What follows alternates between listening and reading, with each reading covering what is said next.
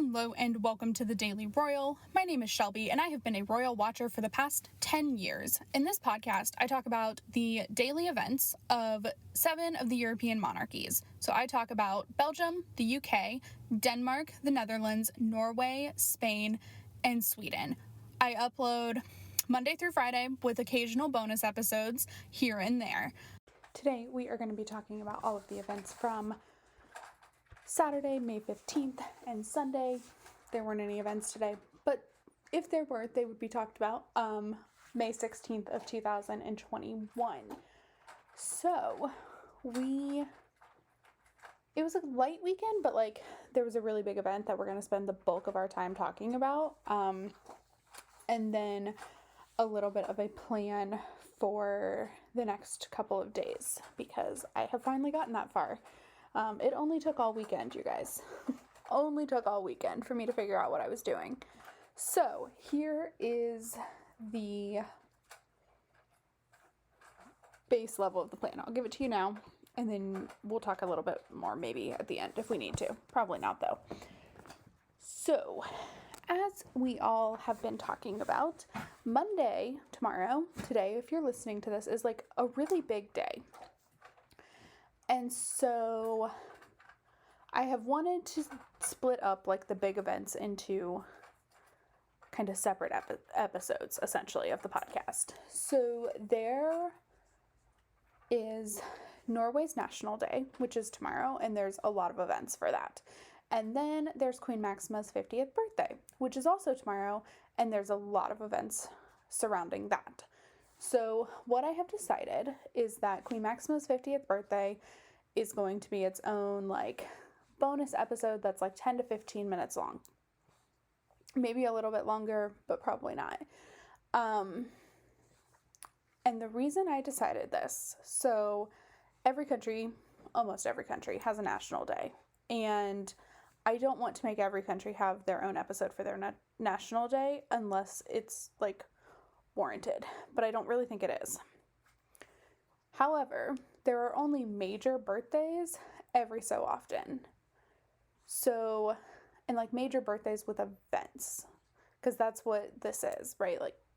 We're not going to talk about it today, but Queen Maxima has been having events kind of throughout last week. We talked about those, but leading into tomorrow for her birthday. So those are all going to be talked about in their own episode, as well as just some other fangirl things. So Norway is going to be part of the episode with all the events in it for everyone else. And that's what we'll stick with for National Day. And then when big birthdays come up, if there's a lot of events surrounding them, so things like Queen Margaretha's big birthdays, the big birthdays that have passed, but there will be more. So next year, is it next year? It might not be next year, but there are a few more 50th birthdays for crown princesses and queens coming up. So when those come up, and if there are a lot of events surrounding them, we'll talk about them in their own separate episode. So that is what I have decided. It only took me a week to decide. Oh boy. But that is the plan. So I'll release the traditional normal one, probably a little later in the day on Tuesday. So that'll be 6 a.m. my time. But I'll release the normal episode I'll release Queen Maxima's at midnight my time. So that'll be the first one up. And then, the daily will be up at 6 a.m. So, or maybe they'll both come out at the same time. I really don't know yet. I haven't decided all of that yet. It's still 24 hours away for me to make that decision. So that is the plan for tomorrow's events. So let's jump in and we'll talk about the events of the weekend. So we are going to jump in with the British royal family.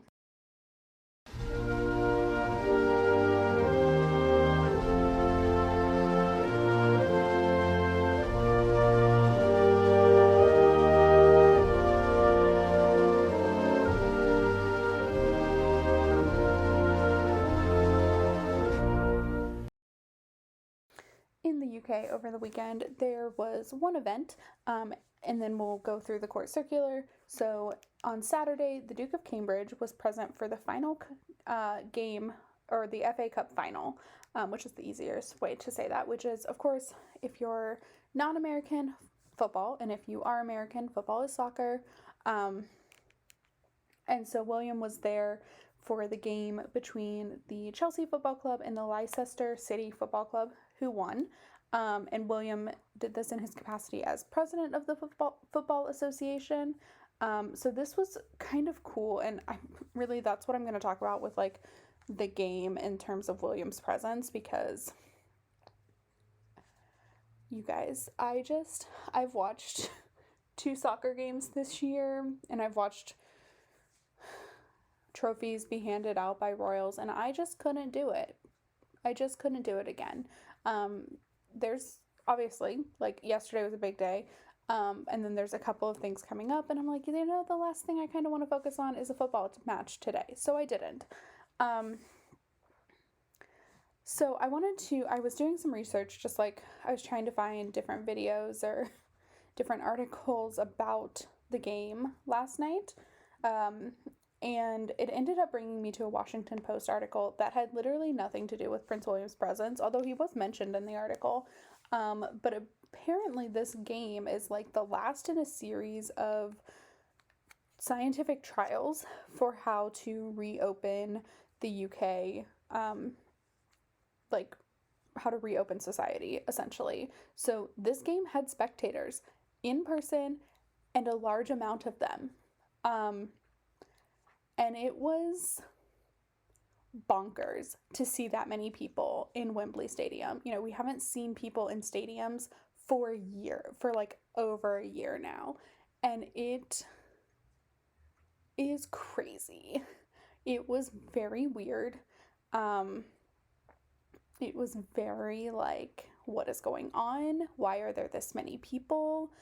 So in this article I was reading, it talked about how like people had to prove a negative COVID test or vaccination, or maybe both.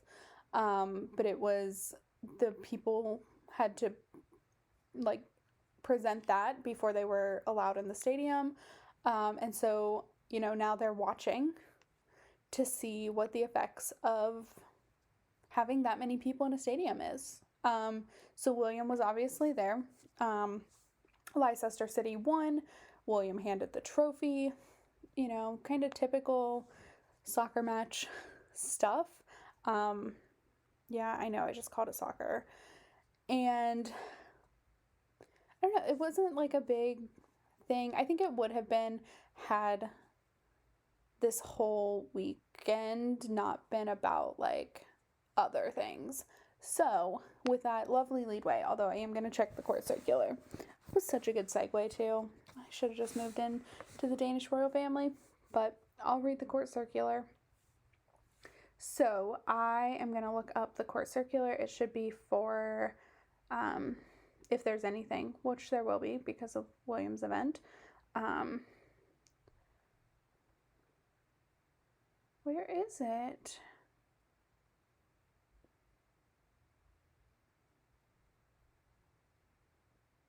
There it is, May 15th and 16th. The Duke of Cambridge, president of the Football Association, this afternoon attended the cup final between Chelsea and Leicester City at Wembley Stadium. Oh, this is weird.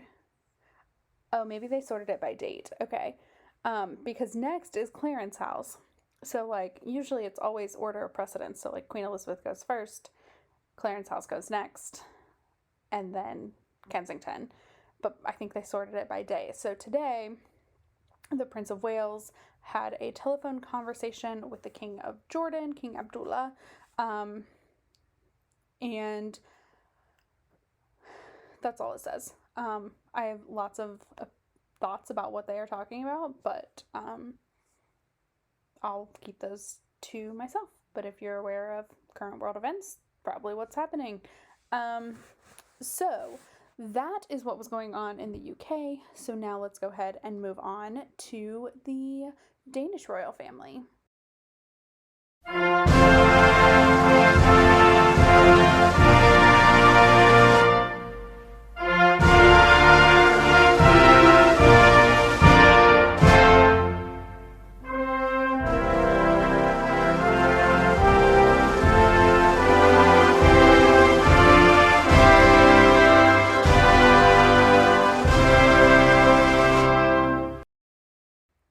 made it to Denmark, and also the biggest event of the weekend. So obviously this is going to get like the most attention because I've been kind of alluding to it the whole episode. So on Saturday, Prince Christian was confirmed in a private service at the Fredensborg Palace Church. Okay.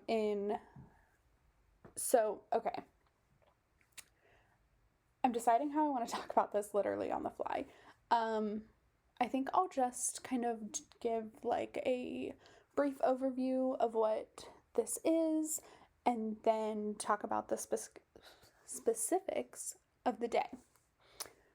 So, confirmation is a religious rite, and it's more geared to faiths or denominations of Christianity that baptize babies, and then at a certain age they're able to make the decision themselves and confirm into the faith, confirm that they have faith and that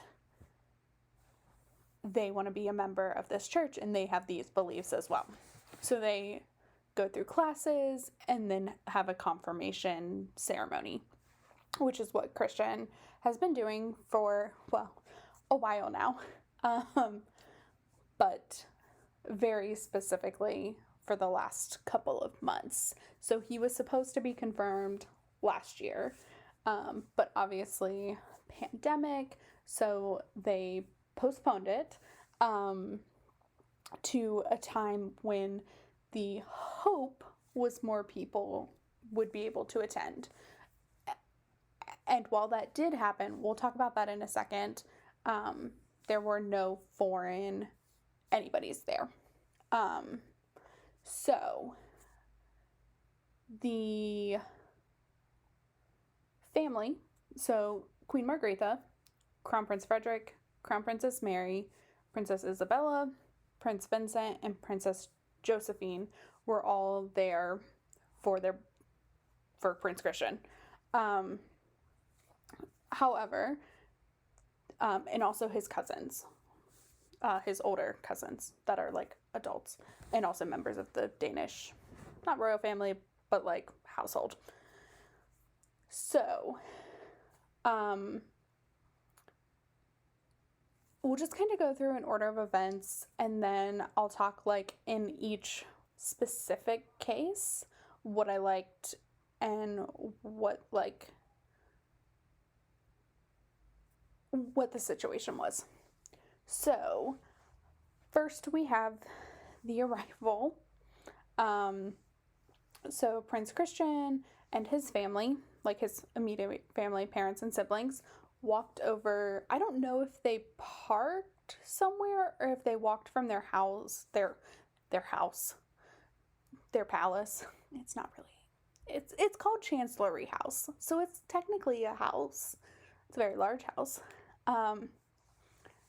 But so I don't quite know what happened there. And then walked over to a set of steps at Fredensborg, and were greeted by Queen Margrethe. This family, you guys, they're so cute. They all, with the exception of Isabella, coordinated in polka dot. Like everybody had something polka dot on. And Isabella was in like a white pantsuit and she looked amazing. But like it still coordinated super well. It was great. And somehow the children look so much bigger. Like, I think we saw pictures of them, I don't know, maybe, I guess it's been summer, so maybe the twins look really grown, which was amazing. And everyone just looked so old, which makes me feel really old. So that was like the arrival, and then they came up and greeted Margrethe, and one of Margrethe's dogs was deciding to be in the picture. So I don't know if she just has one now, but like this dog makes an appearance everywhere, and it's so fun. I love it. So then they went inside into the church, and this was a private ceremony with no cameras. So there was like a photographer, but there was no live stream, which was different than kind of what I was anticipating. But I really,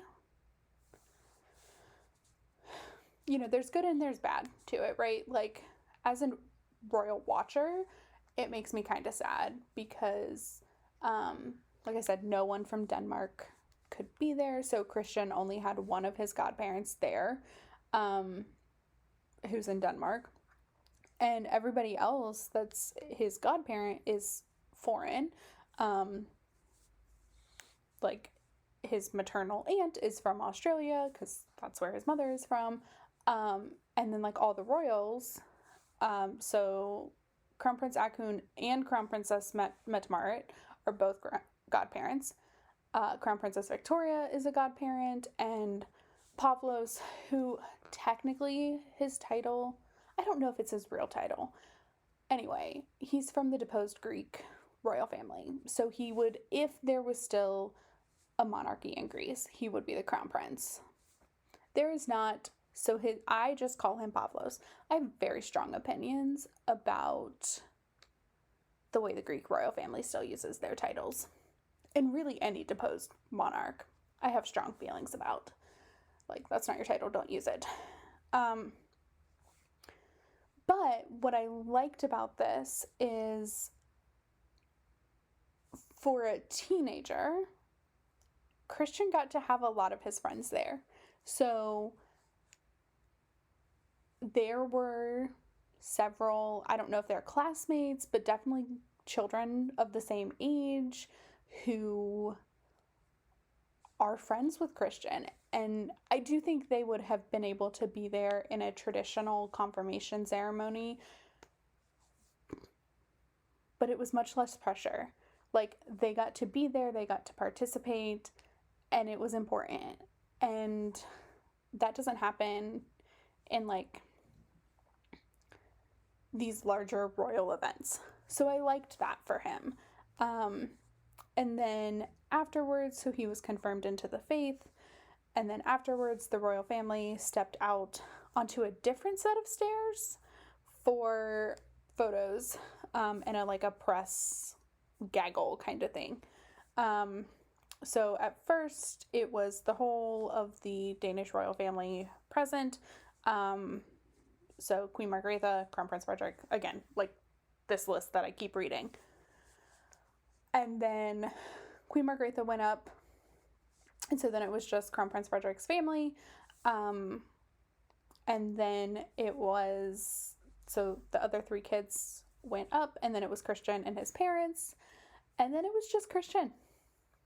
So he was out there for himself, and that was the first time he was alone in front of the press, where he could answer questions, and did. And like, he is just super confident, like appeared that way. He seemed really calm in front of the press and just really like happy to answer questions. So this isn't the first time he's ever talked to the press by any means. The Danes are really like open with answering just random questions shouted from the press pool. Like, they answer them, which is really cool. So this wasn't Christian's first time talking by any stretch, but it was the first time by himself. Like, he had never done that, and it was really nice. It was just, in a pandemic, it was a really nice modified way to include the Danish people and people who just watch the royal families, but then it was also a family thing. And I think that's some of what the pandemic has been good at. Like, it does a great job of forcing us into family moments without the pressure of outside things. So I thought that was really cool. And so that was like the day, and then there was a private party afterwards for the invited guests. And then there were the official pictures. And these are very nice. They're wonderful. I love them. I'll have all of those linked on the website, thedailyroyal.com, The Daily Royal on Instagram. Those will just be there, so please go check those out. And so that was Prince Christian's confirmation. It was lovely, and it was just really fun to watch something that is important like that, and a huge step for him. So that was the event over the weekend for the Danish royal family, and now we're gonna quickly jump to Norway and talk about some things over there. So let's go to Norway now.